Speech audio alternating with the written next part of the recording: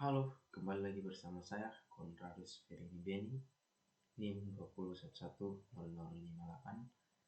Saya berasal dari kelas A, program studi Sistem Informasi Strata 1. Nah, di tutorial kali ini saya akan membahas tentang normalisasi database atau normalisasi data.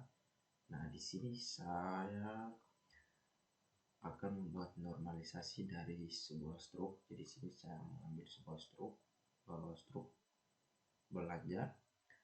Nah, hal yang pertama kita lakukan di sini adalah kita memecahkan isi dari struk ini untuk menghasilkan sebuah normalisasi atau normal awal. Nah, di sini saya sudah membuat sebuah tabel normal awal. Nah, normal awalnya seperti ini. Jadi dalam tabel ini masih memiliki nilai tunggal atau masih normal atau belum dipecahkan. Jadi kita akan pecahkan tabel-tabel ini. Jadi hasil dari pecahan tabel-tabel ini membentuk sebuah normalisasi 2. Nah, jadi sekarang kita ke normalisasi 2.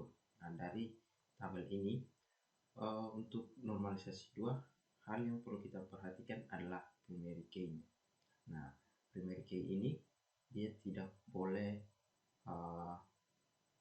sama, atau kita lihat dari sesuatu yang berbeda atau dia tidak ada di isi-isi tabel lain. Maksudnya dia berdiri sendiri. Jadi di sini kita menentukan primary key-nya. Jadi kita lihat di sini ada barang, ada order atau kode order. Jadi nanti kita akan menghasilkan sebuah tabel baru, yaitu tabel order. Kemudian customer. Nah, customer ini juga dia berdiri sendiri. Jadi ini ada kode customer, kasir ada kode kasirnya, kemudian customer, kemudian barang. Nah, barang ini bisa saja menjadi dalam primary key. Kemudian jumlah harga, kemudian pembayaran dan pengembalian uang. Nah, sekarang kita lihat ke normal 2-nya. Nah, di normal 2 ini kita lihat kita menghasilkan beberapa tabel. Nah, di sini ada tabel order. Jadi tabel order ini kita lihat di sini primary key-nya adalah kode order. Nah, kode order ini dia berdiri sendiri. Jadi kode order ini dia tidak sama atau dia merupakan sebuah kunci. Nah, dari sini kita menghasilkan lagi customer. Nah, customer di sini ada ID customer yang menjadi primary key-nya. Kemudian ada kasir ya. Di sini kasir, kemudian ada customer, ada kode customer, kemudian tabel barang. Nah, tabel barang di sini ada ID barang. Nah, jadi di sini kita sudah menentukan primary key yang mana. Jadi untuk normal 2 ini, jika kita tidak mengetahui primary key yang mana, maka tabel kita tidak berhasil. Jadi di sini kita sudah melihat bahwa primary key ini dia merupakan satu kunci yang bisa menghasilkan tabel baru. Nah, seperti ini. Kemudian di nomor 3 kita menghasilkan tabel baru. Kita menghasilkan tabel baru lagi. Jadi di sini di nomor 3 ini kita lihat di sini ada tabel order, ada tabel kasir, dan tabel customer. Nah, ketiga tabel ini adalah ketiga tabel ini menjadi tabel hasil normalisasi 3. Nah, di sini tabel normalisasi, proses normalisasi kita berarti sampai di sini karena dari tabel-tabel di nomor 2 kita sudah tentukan primary key-nya. Dan di sini tidak ada primary key atau tidak ada sebuah kunci baru yang bisa menghasilkan tabel baru atau normal 4 kali. Jadi dari tabel 2 kita menghasilkan normal 3. Jadi dari normal 2 kita menghasilkan tabel baru yang merupakan normal 3. Nah, jadi di sini kita menghasilkan tabel order, tabel kasir, dan tabel customer.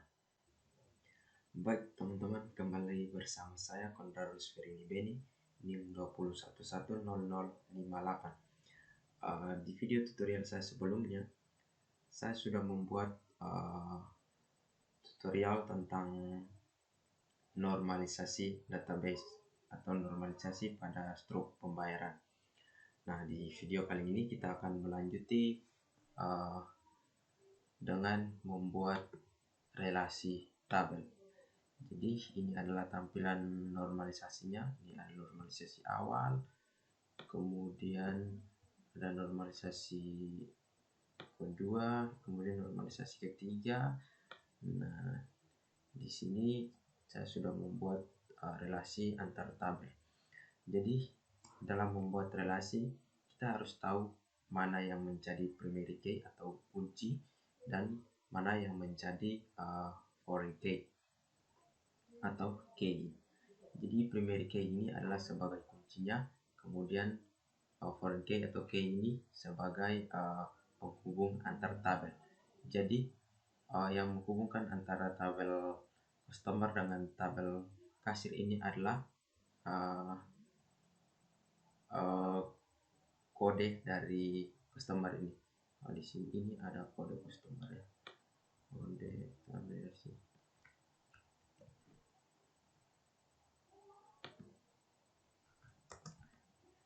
Kode customer. Nah, seperti ini sebagai foreign key-nya.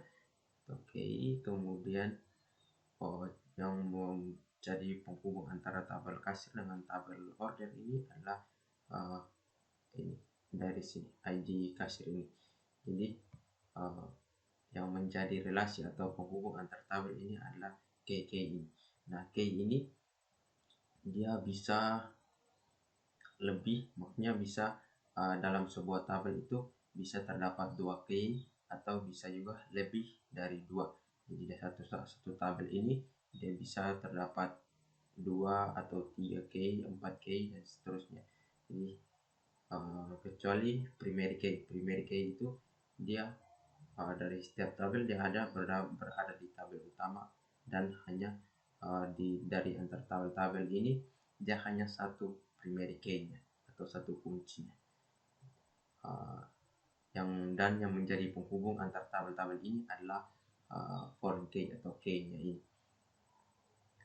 Jadi ini adalah tampilan dari relasi. Jadi ini saya sudah membuatnya. Relasi tabelnya seperti ini. Kemudian di sini saya sudah membuat user interface-nya atau tampilan user interface-nya. Jadi pada saat kita membuat di database, kita membuat database di MySQL, maka kita membuat seperti ini, kita mengisi field-nya seperti ini. Kemudian jika kita dalam pembuatan database kita tidak mengisi field, maka dia akan muncul di sini dia akan muncul sebuah pesan. Jadi ketika kita belum mengisi field-nya, maka dia akan muncul pesan seperti ini, wajib diisi. Jika tidak, maka dia akan tidak terbaca atau tidak bisa lanjut ke berikutnya. Ini harus wajib diisi. Nah, kemudian di sini juga ada misalnya teman-teman mau menambah data, maka teman-teman bisa klik di sini untuk menambah data. Terus untuk mengubah misalnya ada data yang salah atau keliru, jika ingin diubah maka diubah, atau data yang tidak perlu maka dihapus. Nah begitu juga di UI yang dari tabel kasir dan tabel customer ini. Jadi di sini ini ada tampilan user interface seperti ini. Nah, user interface ini dia merupakan tampilan dari database atau gambaran sehingga seorang user atau pada saat user membuat database ini sebagai gambarannya. Nah, demikian tutorial tentang relasi dan user interface. Sekian tutorial kali ini. Semoga tutorial ini bisa bermanfaat bagi teman-teman dan menjadi acuan bagi teman-teman dalam belajar tentang membuat relasi dan user interface serta normalisasi tabel.